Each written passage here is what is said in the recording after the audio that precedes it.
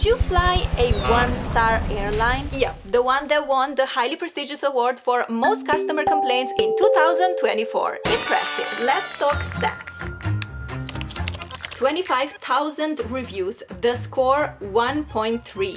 Bad. That's what you'd give a shopping cart with wings pretending to be an airline. 86% of those reviews are pure, unfiltered, one-star rage. I mean, it's unhinged. 2 hours ago, 2 hours ago, 3 hours ago, 8 hours ago, 9 hours ago. In just 24 hours, Ryanair has collected more one-star reviews than I have socks. They're hoarding bad reviews like your grandma hoards plastic bags inside other plastic bags. And what does Ryanair say about this? Oh, they love the attention. You complain, they tweet a meme. You cry, they post a gif. Jacob tweeted, "Never flying Ryanair again." They respond, "See you next week." Boldy posted a photo of a window seat with no window. "Bought premium seats for my boo. Thanks, Ryanair." Response, "Boo-hoo." It's official. Ryanair hates people and people hate Ryanair. They swear, sobbing into their overpriced sandwich, "I'd rather swim to Spain, never again." And yet, they always come back. Almost 200 million people flew Ryanair last year, leaving other airlines in the dust like,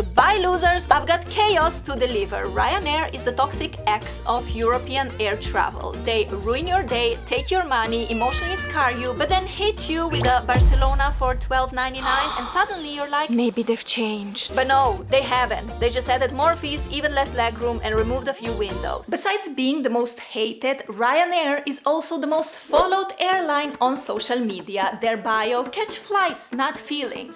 Babe, people are knee-deep in feelings. They aren't just leaving angry reviews, they're publishing full-blown novels with plot development, character arcs, and probably an epilogue title still waiting for a refund. Just scrolling through this never-ending one-star trauma makes me sweat. So why are we willingly strapping ourselves to this metal tube of emotional turbulence and financial regret? Because we're cheap and desperate and delusional. Let's find out what fresh budget disaster awaits us. When I booked my one-star plane ticket, I knew I was signing up for adventure. I expected screaming toddlers and someone clapping when we land, but I did not expect I'd be boarding my flight like a medieval peasant standing in a thunderstorm. But here we are, outside, in the pouring rain for 20 solid minutes like soaked breadsticks, waiting to board the plane that's just sitting there, laughing at our budget travel tragedy. Kids are crying, old people are shivering. I'm a human sponge just absorbing trauma and rain at the same time. We're all getting baptized against our will. My sopping hair clinging to my neck like seaweed, my t-shirt now legally classified as a swimming pool. And then, the moment of luxury, we finally enter the aircraft. The flight attendant looks me dead in the eye, smiles sweetly, and hands me a napkin. A napkin? Ma'am, I need a towel, a hairdryer, and emotional therapy, not a 2-ply square that disintegrates the moment it touches my forehead. Thanks, Ryanair. I've never felt wetter or more humble. Hola friends, or should I say Guten Tag? No, we're not doing German lessons today because we're actually busy evacuating Germany. Why? Well, the gaming tournament is finished, the breakfast croissants were demolished, and the roller coasters, I almost conquered them all, okay? My job here is done. The only thing left to do is escape before I buy another pretzel. We just returned the rental car. You know the theme park taxi from yesterday that ate all my money? Yeah, I basically saw my savings, pack their bags, and walk into the sunset. That car drove us and my financial security into the ground. But whatever, that was yesterday. Surely the rest of the trip will be chill. Wrong. We're heading back to the hotel feeling falsely confident until plot twist. We realize we messed up our transportation plans so hard. Even Google Maps said, "Good luck, sweetie. We booked a BlaBlaCar bus to take us to Frankfurt." Yes, it's called BlaBlaCar because apparently it's for people who love talking. I felt seen. Whoa, a bus named after my personality? That's fate. No, that was a trap. We printed our plane tickets feeling so organized, and then I read the departure city. Instead of Frankfurt, it said HHN. Excuse me? What is HHN? Honey, hike now? Honk honk no? Turns out we're not flying out of Frankfurt Airport, the big shiny one with actual infrastructure. No, we're flying out of mysterious Han Airport. I did a quick search and my soul disintegrated like a cookie in hot tea. Han is in the middle of nowhere and we have exactly 3 hours to get there. That's what you get when you book a one-star airline, a one-star airport. Like, I'm not even joking. I looked up the reviews. I wish I hadn't. This is barbaric, stuff unfriendly and unhelpful. The most horrible airport. Avoid this airport if you can. Baby, I would love to, but if I want to get to Zagreb today, I have to face the dreaded HHN. How do we get there? Public transport? Cute idea! It would take us 3 to 4 hours and one soul-crushing transfer, which means we'd arrive just in time to wave at our plane in the sky and whisper, have a safe flight without us. So now what? Uber. Another 200 euros down the drain. My wallet is on life support. My savings account is basically a haunted house, empty, cold and full of regret. Here I am, emotionally, financially and spiritually bankrupt, but at least we're moving. Then, like a final twist from the universe, the BlaBlaCar bus texts me, yo, just a heads up, we'll be 80 minutes late. That's an entire Netflix episode of lateness. Honestly, we would have missed our flight if we depended on that chatty bus with commitment issues. Turns out Han Airport, aka a slab of asphalt on a potato farm in the middle of rural confusion, saved our butts. Thank you, HHN. I'll never emotionally recover, but at least I might make it to Zagreb. Anyway, we're waiting for our flight to Zagreb and the nerves are slowly creeping in like a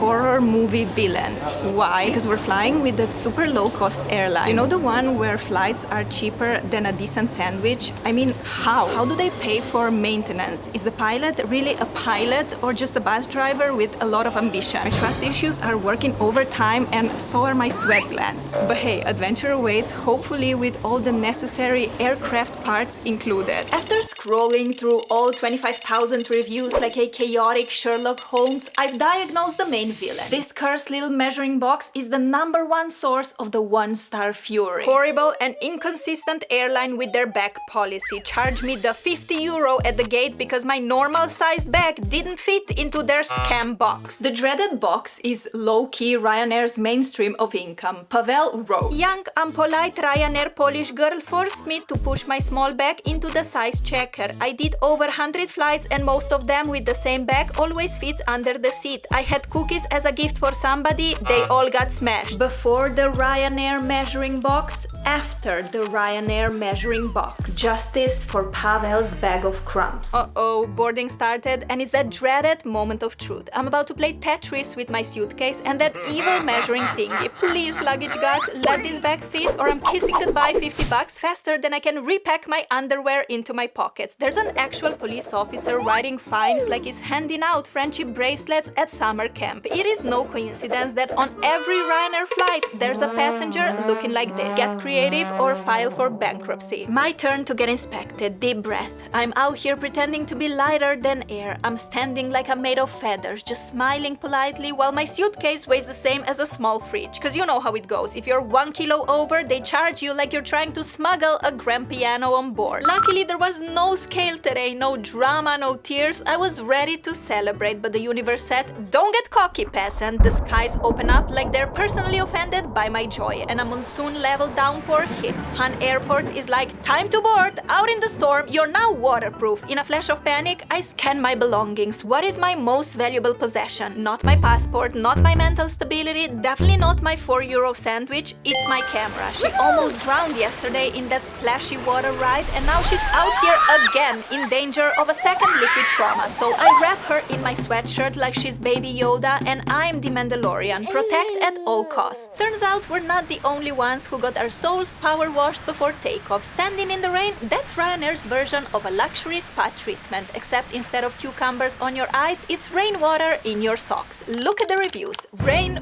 rain, rain. All of us, brothers and sisters, united by the shared memory of slowly becoming soup in the boarding line. It is the baddest company, but organized. We stand outside 30 minutes under the rain, waiting for the boarding. Why they started boarding so early if nothing was prepared? After that, 2.5 hours flying like in the fridge. Why? You use a condition in November? You spoil my holidays because I got a cold after 2.5 hours in the fridge. Achoo! 1 star. Let me quickly explain why I've been ranting about Ryanair for 47 years and now I'm boarding a plane that says Lauda all over it. Well, they're basically the same thing. I bought my ticket on Ryanair.com, the boarding pass is Ryanair and the measuring box that judged my back into therapy, also Ryanair. Turns out Lauda Lauda is Ryanair's chaotic child. Same DNA, same service, same fees, just wearing a different t-shirt. My camera survived. Me, I'm halfway to applying for citizenship in the ocean. Yesterday I looked like a mermaid who just got evicted from the sea. Today I'm revisiting that same soggy identity crisis. What is the universe trying to tell me? To give up, join the fish, become one with the shrimp? I'm trying to recover while patting my head with a napkin that is literally begging for retirement. What I need is that giant fan from the theme park, you know, the one that nearly blows your eyebrows off? What I have? A napkin that belongs on a fast food tray under a ketchup packet, not on my soaking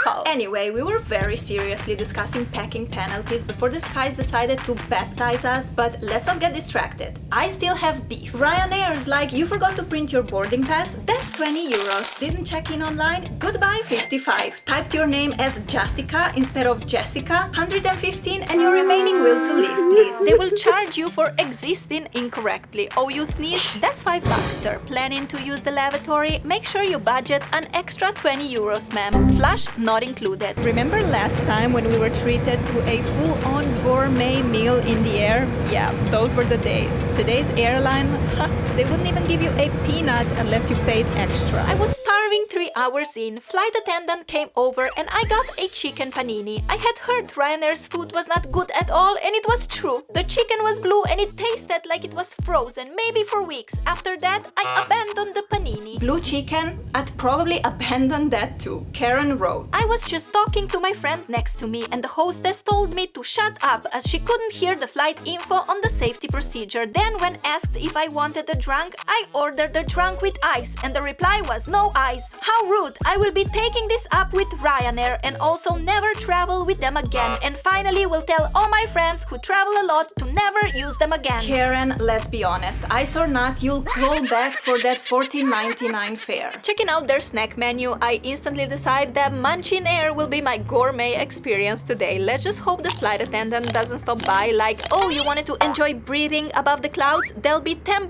per lungful. Thank you very much. On a positive note, the three of us somehow landed seats together, which is shocking because this airline treats group bookings like a game of emotional roulette. You wanted to sit with your child? Cute. You're now in row 3 and they are in the cargo hold. Where do I start? Ryanair. Children must be seated next to an accompanying adult. Also Ryanair. Your seat is 6B and your child's 30E. But if you pay a fee, you can sit together. 1 star. Even Valentine's is no exception. February this year, Ryanair tweeted, yes, Valentine's Day is coming up. No, we will not sit you and your partner together for free. I love the honesty, to be fair. So far, the journey is going suspiciously smoothly. I'm glued to my seat like a sticker that you try to peel off but left half of it behind. No drinking, no peeing, and surprisingly, no turbulence. Yet still, my anxiety decided to book a middle seat and join me on this flight. I'm currently leaking more than a broken faucet. Forget oxygen masks. At 35,000 feet, I'm about to flood this cabin. What these poor passengers really need is a kayak. Hope everyone's ready to paddle. Cleanliness is a big topic on Ryanair trauma forums. Lots of people complain about crumbs,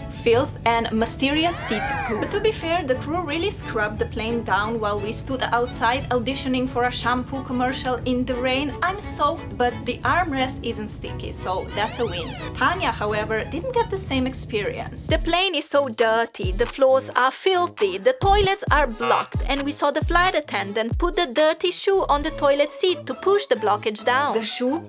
On the toilet? In the toilet?